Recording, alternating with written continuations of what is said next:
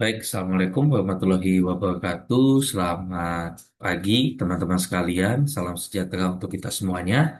Eh, Pada kesempatan kali ini, ya, di mata kuliah Medlit, kita belajar berkaitan dengan skala, validitas dan reliabilitas, sampel dan analisis data, ya. Sampel dan analisis data.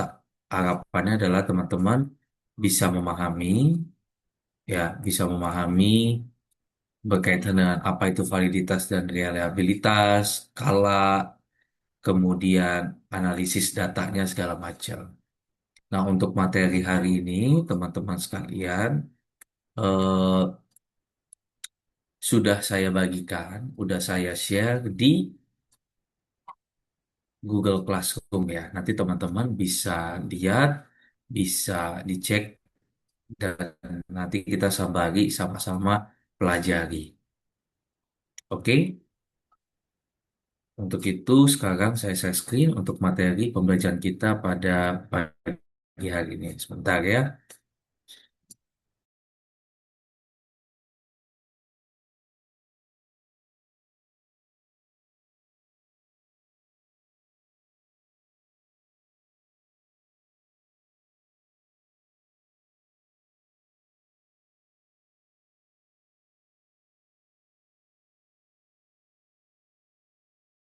Sudah terlihat?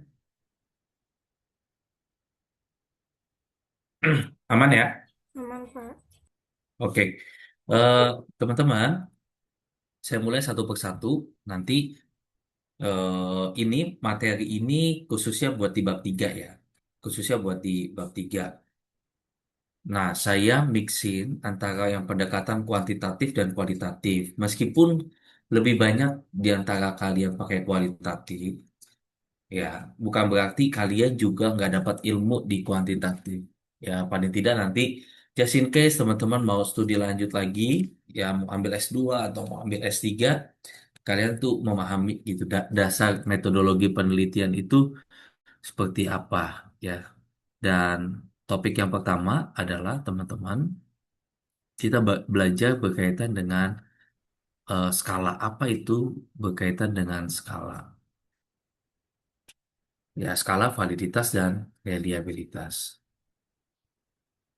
Nah, perlu diketahui bahwasannya teman-teman sekalian ada 4 jenis skala ya, 4 jenis skala. Dan ini biasanya eh, apa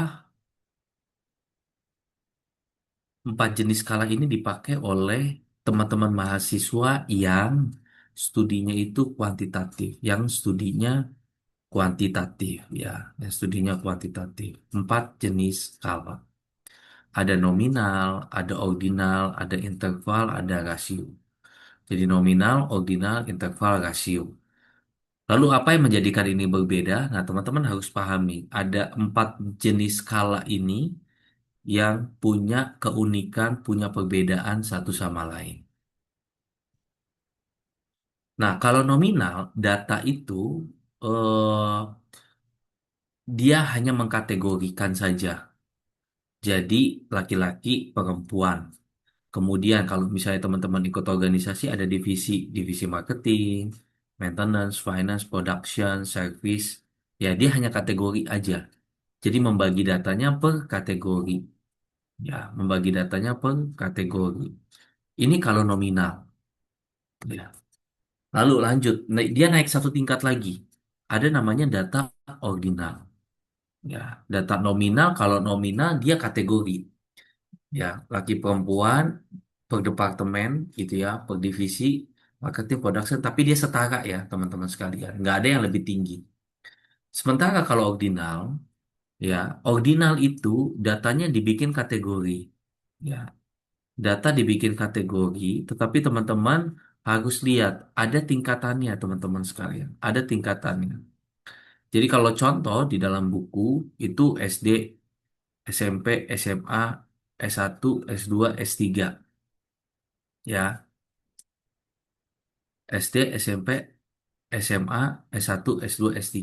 Dia per kategori, ya, tapi kemudian dia ada tingkatannya, ya. Jadi kategorinya masuk, tingkatannya juga masuk. Ya, jadi sama-sama baru. Sama-sama ada ada rentangnya gitu ya. Sama-sama ada rentangnya. Oke. Nah, nah ini teman-teman harus bisa pahami. Jadi perbedaannya kalau tadi nominal dia per kategori, kemudian kalau ordinal dia selain per kategori dia punya tingkatannya. Oke. Ini skala ordinal. Kemudian selanjutnya interval. Ya, interval. Nah, interval bedanya ya. Ini pasti sering dipakai sama teman-teman kalau misalnya mau nyebar survei, mau nyebar kuesioner, ya, mau nyebar survei, mau nyebar kuesioner. Ada sangat tidak setuju, tidak setuju, netral, setuju, sangat setuju. Misalkan demikian. Nah, lihat teman-teman di sini. Data interval atau skala interval, dia kategori iya. Ya, kategorinya apa? Sangat tidak setuju sampai sangat setuju. Oke. Kemudian ada tingkatannya. Ya, 1, 2, 3, 4, 5. Nah, yang membedakan interval dan ordinal, dia sama-sama punya tingkatan nih. Kalau interval, tingkatannya tuh sama. Selangnya satu, satu, satu. Lihat deh. Satu ke dua, satu. Dua ke tiga, satu. Tiga ke empat, satu. Empat ke lima, satu. Ya, jadi dia kategori, dia punya tingkatan, dan jarak antar tingkatan tuh sama. Itu interval. Jarak antar tingkatan itu sama. Dia nggak beda-beda. Kemudian, apa bedanya dengan data rasio? Ya, jadi ini satu tingkat lagi, lebih tinggi lagi dibandingkan data interval, yakni data rasio, skala rasio. Skala rasio itu komplit semuanya, paket komplit. Ya, lebih tinggi dibandingkan interval. Bedanya apa? Dia ada dasarnya, ada angka dasarnya, nol. Ya, ada angka dasarnya nol. Lihat di sini. Overcome the disadvantage of the arbitrary origin point of interval scale in that it has an absolute zero point which is a meaningful measurement point. Jadi ada angka dasarnya. Kalau data interval ini, apakah satu udah paling kecil? Belum tentu. Ya, bisa nol, bisa minus satu, bisa minus dua, bisa minus tiga, minus berapapun gitu ya. Tapi kalau data rasio ini dikunci. Nol itu angka paling dasar. Jadi nggak mungkin lebih dari nol. Kurang dari nol. Sorry. Ya. Jadi dia punya tingkatan, punya kategori. Ya, setiap tingkatannya sama, tapi dia punya angka dasar. Nah, itu yang membedakan setiap skala. Ya, teman-teman harus paham itu. Oke, kita lanjut. Kemudian kita membahas ada reliability dan validity. Apa sih itu validitas dan reliabilitas? Nah, validitas dan reliabilitas itu keduanya sama-sama ada di bab 3. Teman-teman bisa sembari lihat ya, lihat di skripsi cutting ada di bagian bab 3, khususnya di teknik keabsahan data, validitas dan reliabilitas data. Apa itu validitas? Ya, validitas itu secara definisi konseptual adalah suatu alat apakah benar-benar mengukur apa yang harus diukur. Jadi, apakah suatu alat ini benar-benar mengukur apa yang harus diukur? Contohnya gimana? Misalnya Asifa Ramatia, dia pengen ngukur suhu tubuh. Ya, dia pakai apa? Temperatur. Ya, dia pakai temperatur, pakai termometer. Rachel Jessica, dia pengen ngukur berat badan, dia pakai timbangan. Nggak mungkin Asifa ngukur suhu tubuh pakai timbangan. Begitu juga Rachel, nggak mungkin Asifa ngukur berat badan pakai termometer. Begitu juga kalau Rachel ngukur suhu tubuh pakai timbangan. Ya, jadi itu validitas. Jadi suatu alat untuk mengukur apa yang benar-benar yang harus diukur. Sementara reliability, reliabilitas itu adalah apakah alat pengukuran tersebut itu secara konsisten menunjukkan hasil yang sama dalam satu waktu tertentu, gitu ya, menunjukkan hasil yang sama. Katakanlah Rahel Jessica ukur berat badan, katakanlah berat badan Rahel 60, katakanlah demikian. Nah, dalam 1 menit, 2 menit, 3 menit ya ngukurnya sama semua. Berarti itu datanya itu nggak bias. Ya, itu data bisa dipertanggungjawabkan. Alatnya itu bisa dipertanggungjawabkan. Beda cerita misalnya Rahel sekarang ngukur 60, nanti 1 menit 40, menit ke 5 70 gitu ya. Jadi beda-beda. Nah, itu nggak reliable, nggak konsisten menunjukkan hasil yang sama. Jadi apakah suatu alat itu dikatakan oke, benar-benar sesuai, ini harus valid dan reliable. Valid itu benar-benar mengukur hal demikian, ya, dan reliable itu menunjukkan konsistensi dari waktu. Jadi konsistensi hasil yang sama dari waktu, dari seperangkat waktu, dari timeline, dari satu waktu. Gitu ya teman-teman bisa paham. Kemudian sampling. Ya, oh oke, saya mau bahas ini validity dan reliability. Ya, kalau di kuantitatif itu bisa dihitung. Ya, dihitung katakanlah gini. Misalkan saya bertanya kepada mahasiswa di sini, misalnya Alia Nasa Fazila. Bagaimana Alia mengukur motivasi kalau kuantitatif ya? Nah, biasanya kan teman-teman saya yakin pernah dapat seperangkat kuesioner gitu ya. Bagaimana cara ngukur motivasi? Nah, di kuesioner itu ada beberapa pertanyaan atau pernyataan. Contoh misalnya, untuk mengukur motivasi kuliah, ada pertanyaan seperti ini. Saya semangat untuk datang ke kampus. Saya semangat belajar. Saya bergairah untuk ke kampus bertemu sama teman-teman. Kayak gitu ya. Misalnya kalimatnya demikian. Nah, pertanyaan-pertanyaan itu merupakan indikasi untuk mengukur motivasi. Kalau kuantitatif. Tapi kalau kualitatif, gimana cara mengukurnya? Apakah dia valid dan reliable-nya? Nah, Alia bisa melakukan namanya triangulasi. Sama seperti di teknik keabsahan data deskripsi cutting di bab 3. Gimana caranya? Ya gitu ya. Caranya misalnya, apakah mahasiswa di kelas Medlit ini termotivasi nggak datang ke kampus untuk kuliah? Gitu ya. Alia nanya Ezra, Ezra bilangnya termotivasi gitu ya. Terus tanya Aulia belum tentu, nanya Selvia belum tentu. Berarti 2 lawan 1. Ya, berarti 2 lawan 1 berarti belum tentu nih. Kemudian Alia lihat nih data absensi. Ya, data absensi gimana? Apakah masuk semua? Nah, itu kan kita cross check tuh. Validity dan reliabilitas itu tuh kayak ini teman-teman sekalian. Kayak cross cross check ya. Uji petik, cross check, uji silang gitu ya. Sama seperti kayak polisi mengungkap kasus, satu kasus kriminal gitu. Dia ngecek bukan hanya barang bukti, tapi TKP, kemudian saksi-saksi, benar gak nih saksi pernyataan setiap saksi gitu ya. Sampai dia ketemu tersangkanya siapa. Nah itu validity dan reliability. Kalau di kualitatif, mana data yang benarnya? Oke, lanjut. Kita ke sampling. Ya, kita ke sampling. Di dalam sampling, sampel sampel tuh apa sih? Ya, sampel tuh apa? Nah, teman-teman, sebelum masuk ke sampel, kita lihat dulu nih gambar ini.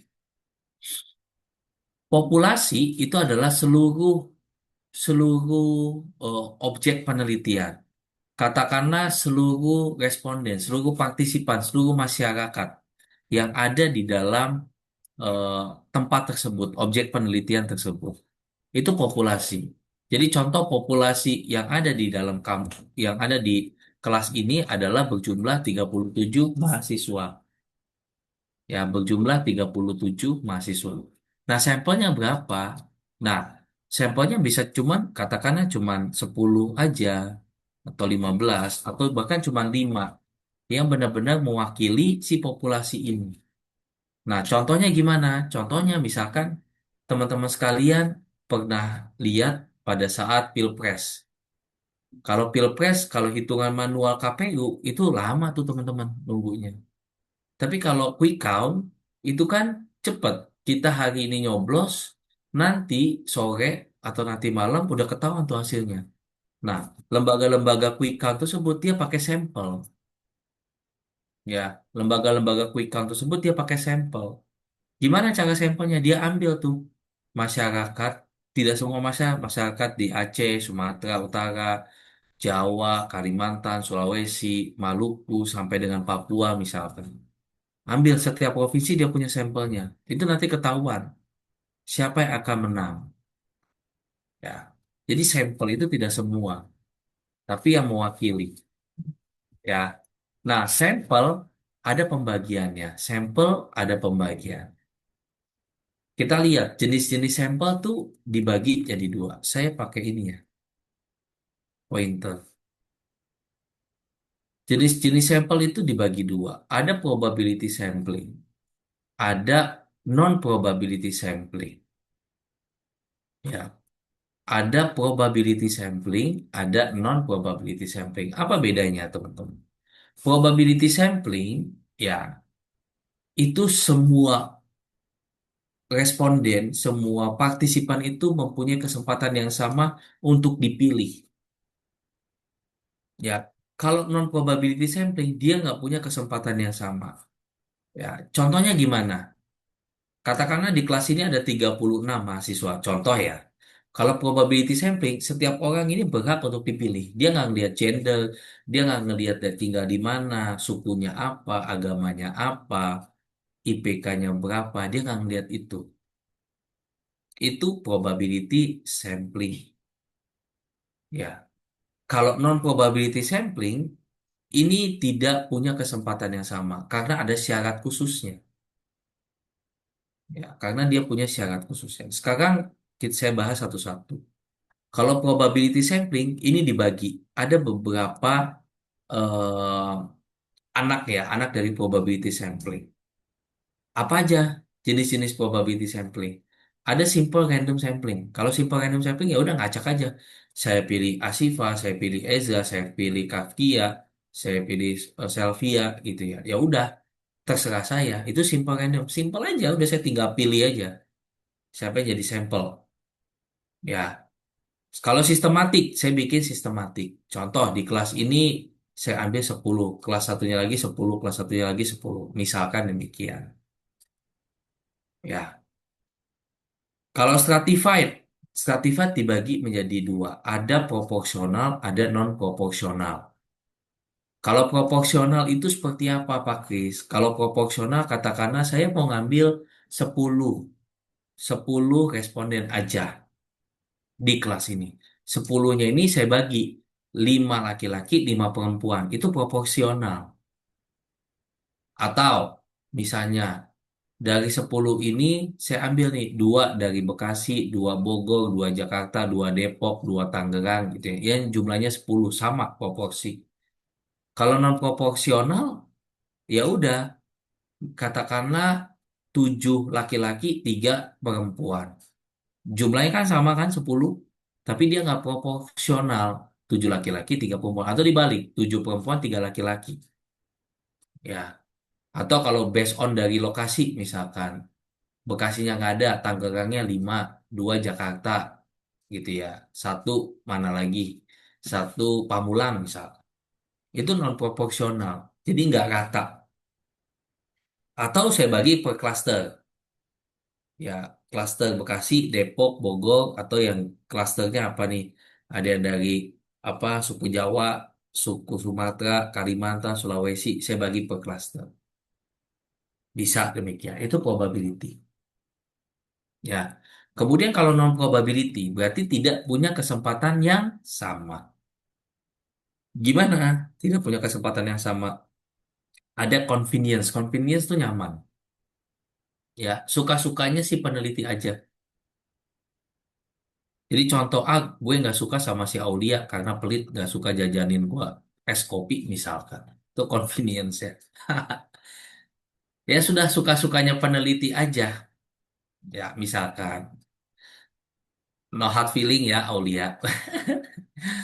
Kemudian kalau purposeful apa? Purposeful itu sesuai dengan tujuan. Ya, contoh misalnya saya mau meneliti mahasiswa yang tinggalnya di Bekasi aja. Ya udah, saya ambil yang saya wawancarain yang tinggal di Bekasi. Yang di Depok, yang di Bogor, berarti nggak usah. Karena nggak sesuai dengan tujuan saya. Kan nggak semuanya kan bisa diterima jadi sampel. Itu purposeful. Jadi sekali lagi, non-probability adalah tidak semua punya kesempatan yang sama. Kalau kuota gimana saya batasin? Ya, saya batasin. Katakanlah di sini saya batasin cuma tiga aja lah saya ambil. Ya, tiga aja saya ambil. Jadi nggak semuanya atau nggak sampai 10. Ya, oke, kita lanjut ya. Kemudian kita masuk ke analisis data. Kualitatif dan kuantitatif. Kualitatif dan kuantitatif.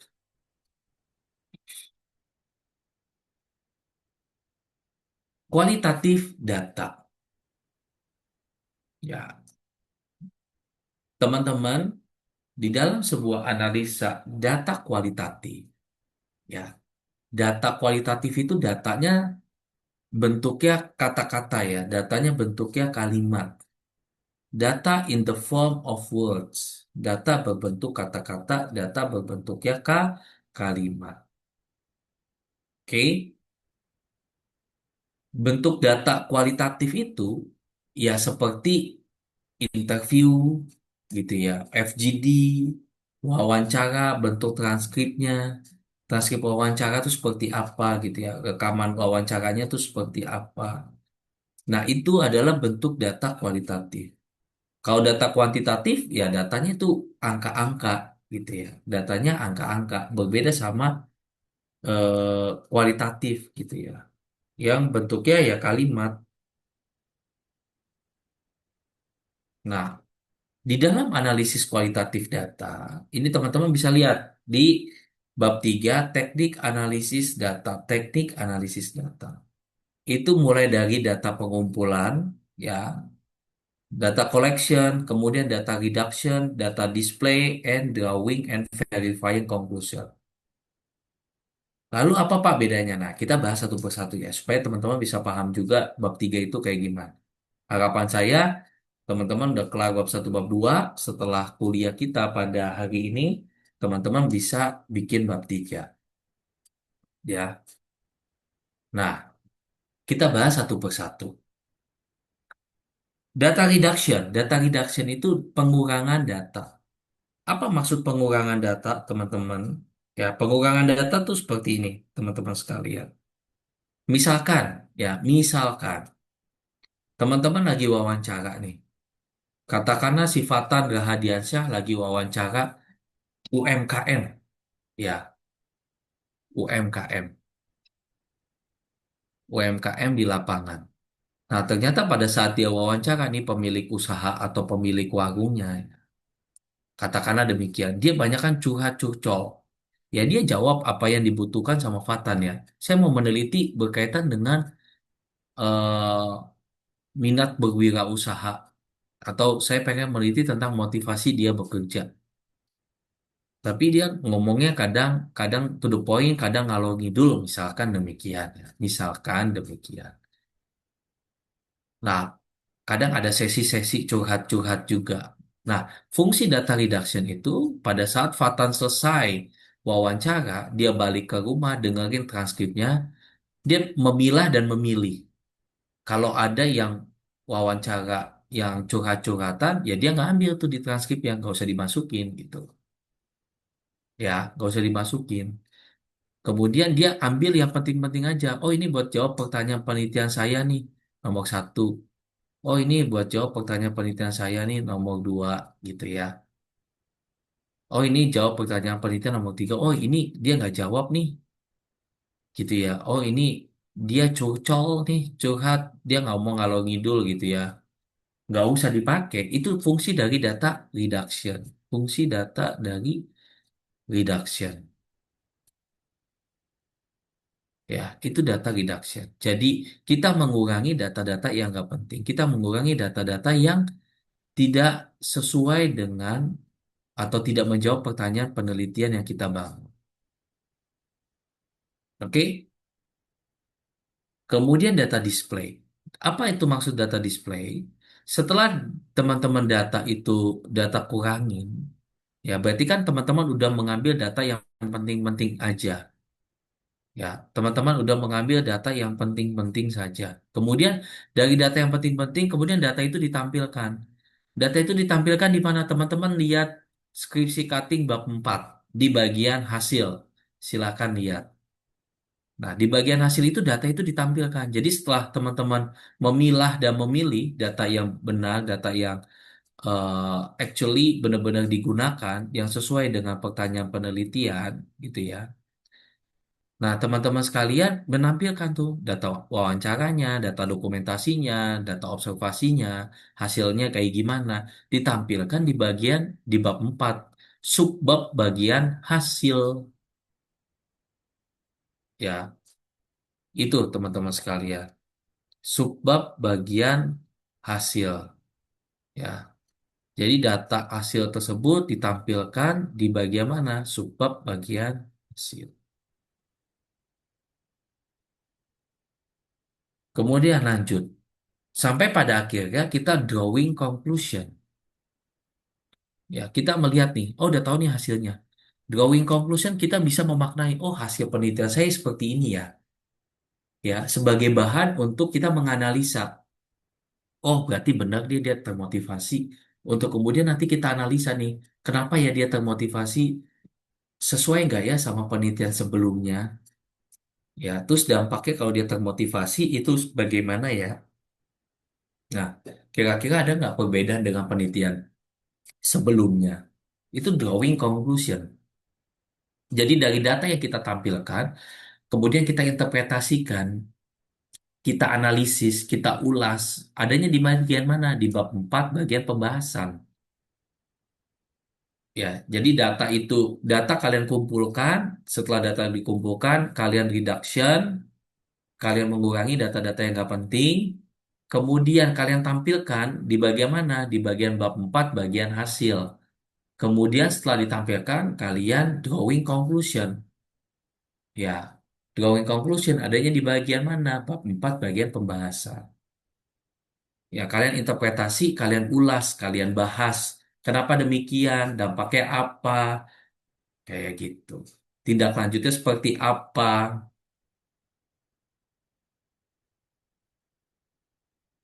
Lalu, gimana Pak Kris caranya kalau kita menganalisis data kuantitatif? Ya, bagaimana kita menganalisis data kuantitatif? Kalau menganalisis data kuantitatif, berarti data tersebut berupa angka-angka. Teman-teman di sini, apakah ada yang sudah pernah belajar pakai SPSS kah?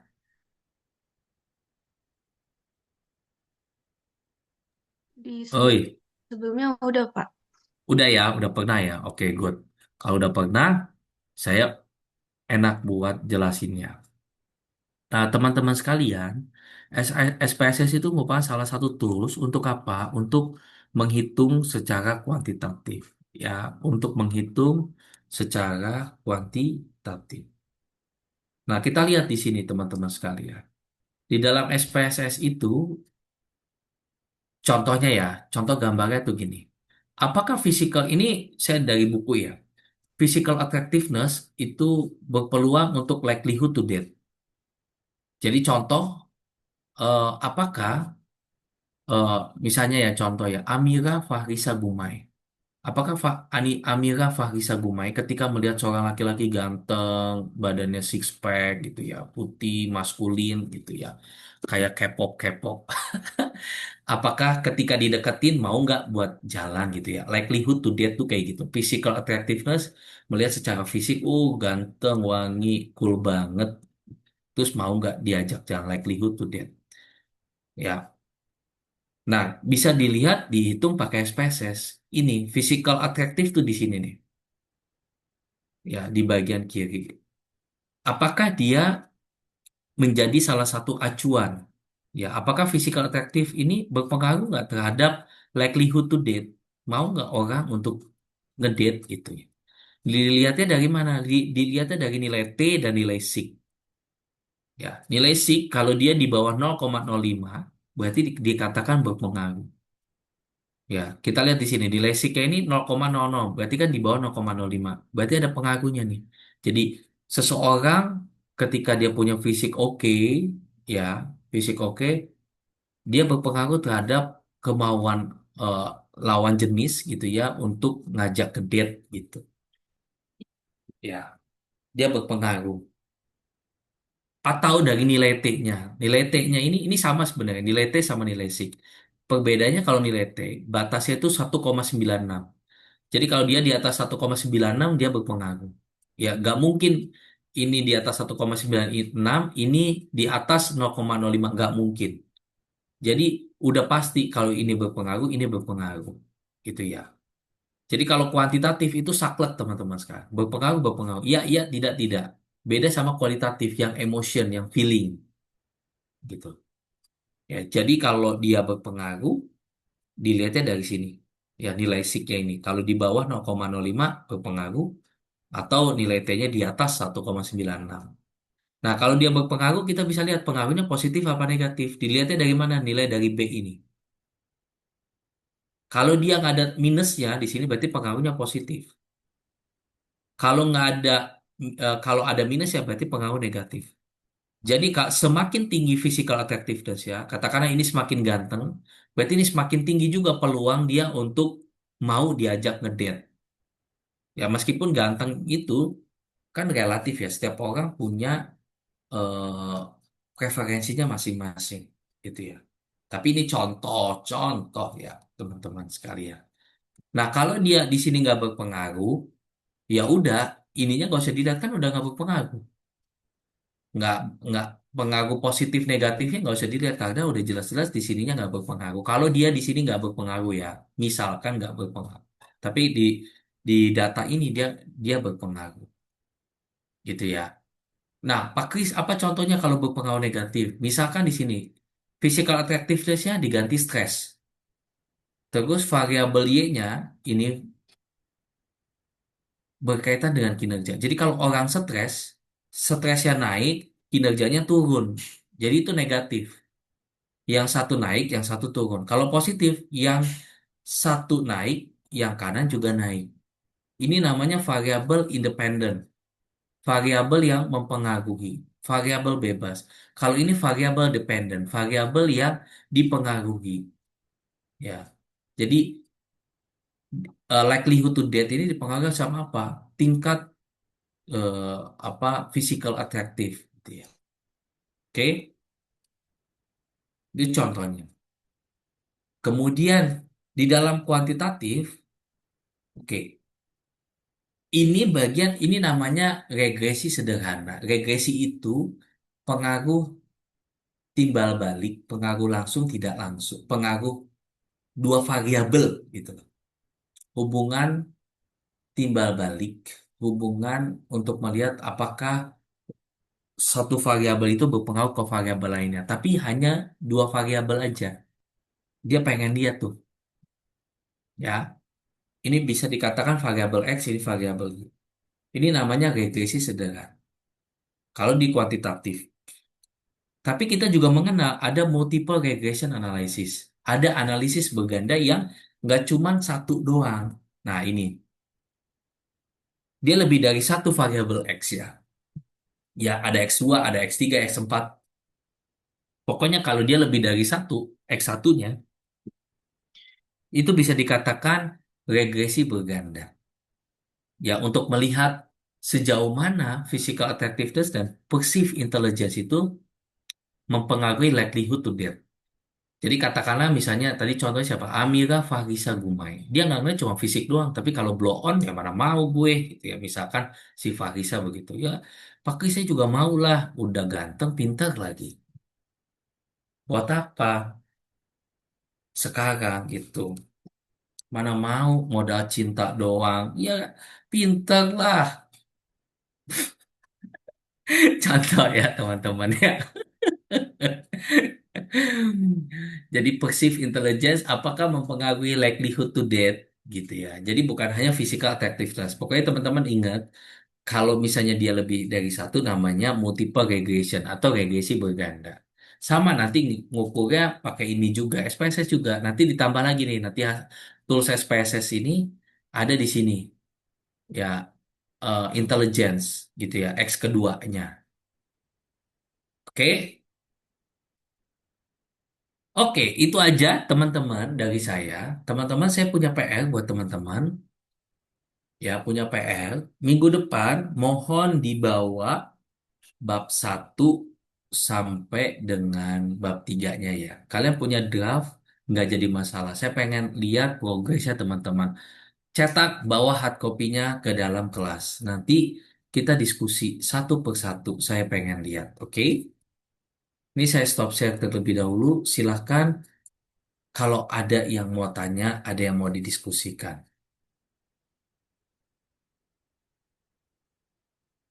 Ya, Kafkia, kenapa? Oh iya Pak, sebelumnya saya izin tanya, jadi kan masih tentang materi yang tadi kita pelajari, jadi kan waktu saya sidang kenaikan gelar di kelompok peneliti muda itu, saya ngambil teknik eh, apa penelitiannya itu penelitian kuantitatif ya Pak. Yang dimana di situ Mm-mm. saya ngolah data di SPSS dan saya salah juga sih Pak, apa namanya ngolah datanya itu H-2 sebelum pengumpulan bab 3. Nah, terus saya Mm. ngolah di SPSS. Terus ternyata di uji regresinya itu hasilnya itu 0,059 yang dimana itu kan lebih gede ya Pak dari 0,05 yang dimana itu kan tidak berpengaruh secara signifikan ya Pak. Waktu itu judul penelitian saya itu pengaruh pemahaman literasi keuangan terhadap pola konsumsi di SMA 4 Jakarta. Nah, di situ saya panik tuh Pak pas malam-malam. Waduh, gimana nih takut digoreng-goreng sama panelis. Itu kan posisinya udah sidang proposal ya Pak, udah mau akhir. Terus saya takut digoreng-goreng tuh Pak. Terus akhirnya pas sidangnya itu lagi berlangsung ditanya tuh sama panelisnya kayak kenapa ini bisa apa tidak berpengaruh secara signifikan antara variabel X sama variabel Y. Terus saya jawab, Pak, mungkin kalau menurut pendapat saya ya Ibu, apa namanya, ini tidak berpengaruh secara signifikan karena terdapat pengaruh lain, misalnya kayak pengaruh lingkungan teman sebaya. Nah dari situ saya kira tuh bakal digoreng lagi Pak, tapi alhamdulillahnya apa namanya enggak kayak mungkin karena di situ panelis mikirnya saya punya alasan yang jelas kali ya Pak. Nah, tapi kadang tuh rata-rata mahasiswa ataupun siapapun tuh kalau misalnya nilai signifikansi hasil dari SPSS-nya itu kurang, misalnya nggak signifikan tuh panik. Apakah itu kayak perlu dipanikin? Apa asal ada alasan tuh nggak panik gitu, Pak? Kayak punya alasan yang logis kenapa itu bisa nggak signifikansi gitu. Makasih, Pak. Oke, good. Pertanyaannya bagus. Nah, teman-teman sekalian, kalau punya pengalaman yang sama, jawaban saya nggak usah ditakutin. Apa yang mau ditakutin? Ya, nih saya kasih pemahaman. Satu pemahaman ya.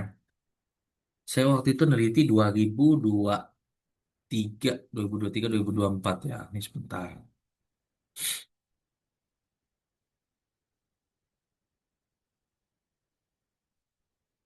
Hmm.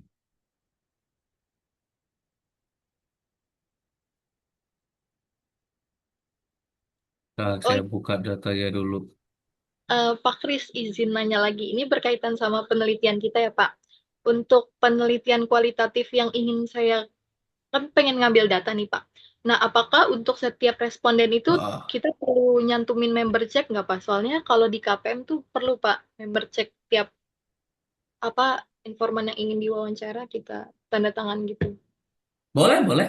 Silakan. Nanti itu dijadiin lampiran aja. Oke, Pak. Kasih. Oke. Nih, oke. Saya share screen ya.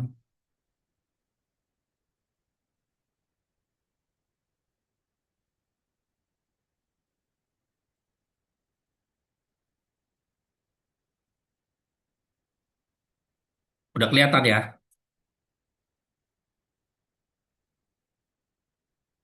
Oi, teman-teman, udah kelihatan belum? Sudah, Pak.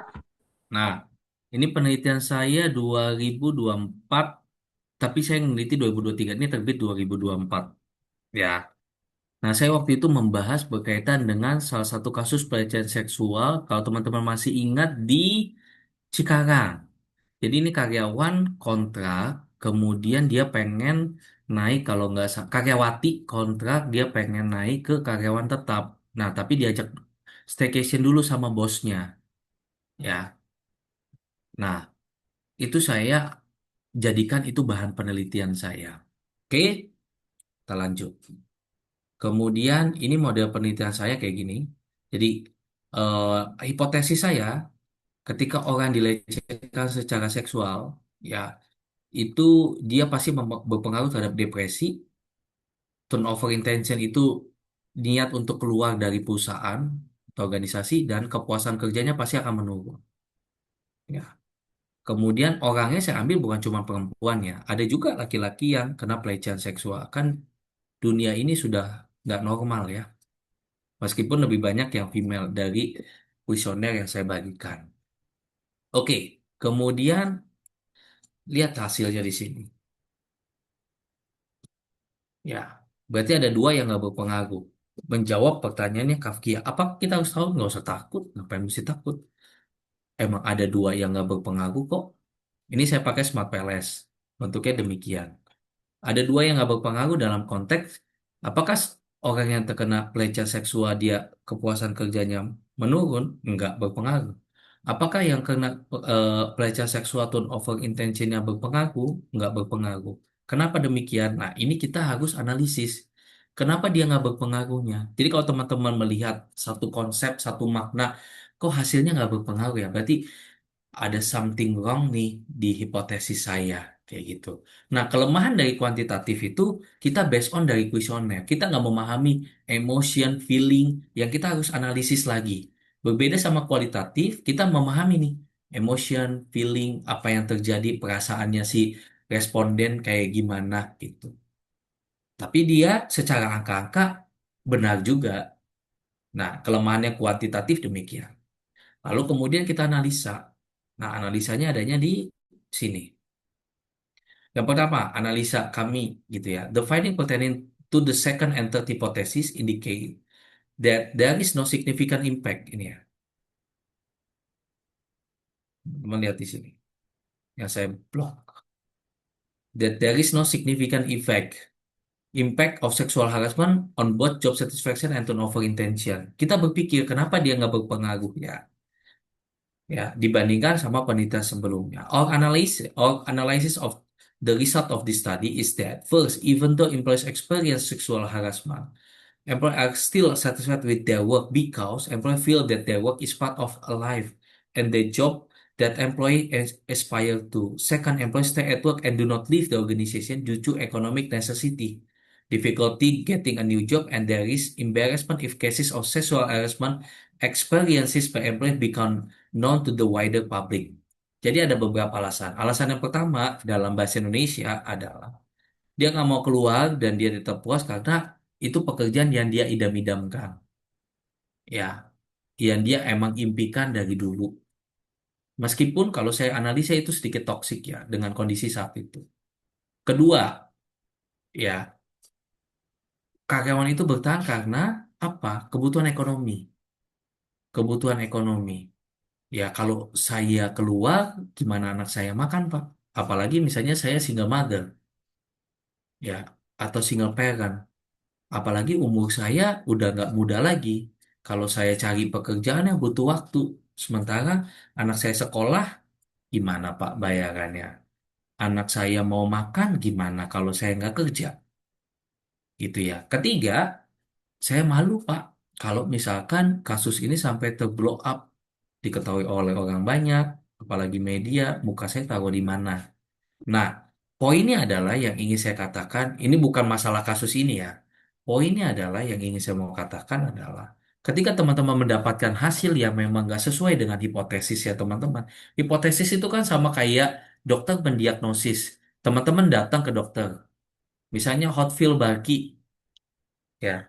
oh merasakan sakit, terus ditanya sama dokter, pergi ke dokter, dokter tanya, misalnya sakit apa yang kamu rasakan? Panas, batuk pak, tenggorokan yang gak enak. Kemudian diagnosis dokter itu kan, oh kayaknya hot feel kena radang nih. Kan ini sama seperti saya, oh ada masalah kayak gini berarti hipotesis itu hampir sama kayak diagnosis ya.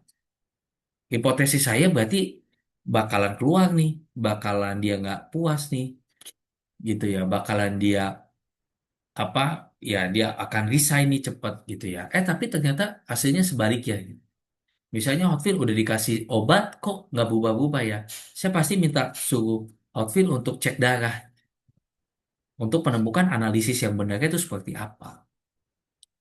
Bisa dipahami ya, Kafkia ya. Jadi teman-teman sekalian, kalaupun just in case kuantitatif lalu kemudian hasilnya ini ya nggak usah takut. Hasil itu apa adanya, nggak boleh kita apa mengada-adakan, memanipulasi. Coba teman-teman bayangkan pada saat pembuatan vaksin COVID, kalau itu di ada-adain, dimanipulasi, ya banyak yang mati lah, gitu ya. Nah itu teman-teman harus pahami bahwasannya sebuah penelitian itu, ya hasil itu apa adanya. Lalu tugasnya kita ini kan peneliti. Tugasnya peneliti adalah menginterpretasikannya dan menilai secara objektif, bukan mengarah-ngarahkan. Bukan preferensi kita harusnya begini, enggak begitu. Itu bias namanya hasilnya. Kan kita pengen penelitian kita tuh objektif, seobjektif mungkin. Oke, bisa paham ya? Woi, Kafkia, paham nggak? Ya, nanya. Kaf, aman kah? Wah, ngilang nih si Kafkia nih. Lanjut, siapa lagi ada yang mau tanya?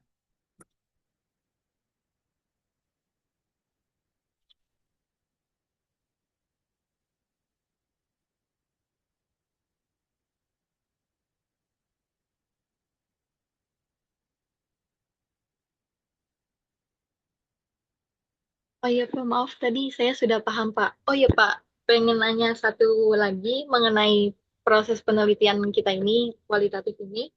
Jadi nanti kita ngumpulin bab 1 sama 3 hard file itu ke Bapak minggu depan ya Pak. Berarti itu kan nanti untuk pedoman wawancara ke perusahaan itu kan kita harus nyantumin hard file bab 1 sampai bab 3 sama surat izin ya Pak. Baru nanti di situ mulai wawancara kan ya Pak. Karena, Iya, oke, siap. Makasih Bapak. iya. Kalau belum selesai nggak apa-apa. Yang penting ada dulu progresnya supaya kita bisa diskusi udah sampai mana progresnya teman-teman sekalian.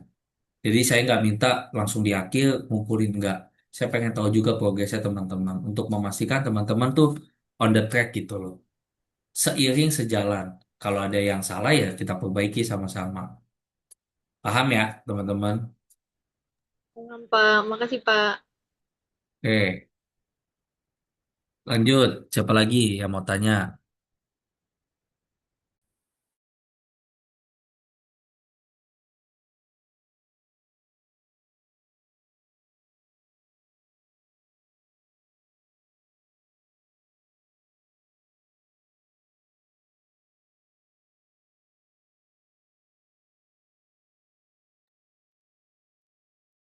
Oke, Sylvia jangan ngantuk dong.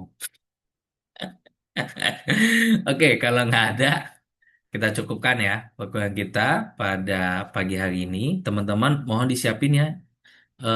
Nanti di print aja. Insya Allah minggu depan kita offline supaya kita ketemu. Saya bisa diskusi sama teman-teman, bahas progresnya teman-teman sekalian ya.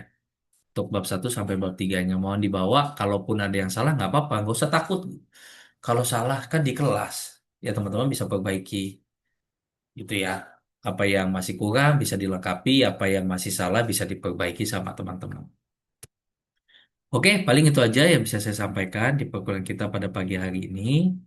Ya, terima kasih banyak buat teman-teman sekalian. Tetap semangat. Jangan lupa dikerjain progresnya minggu depan dibawa. Ya, saya tutup dan akhiri. Assalamualaikum warahmatullahi wabarakatuh. Selamat pagi teman-teman. Sehat selalu. Sampai ketemu lagi minggu depan. Waalaikumsalam. Makasih banyak Waalaikumsalam Pak. warahmatullahi wabarakatuh, Makasih Kak. teman-teman. Saya izin live ya.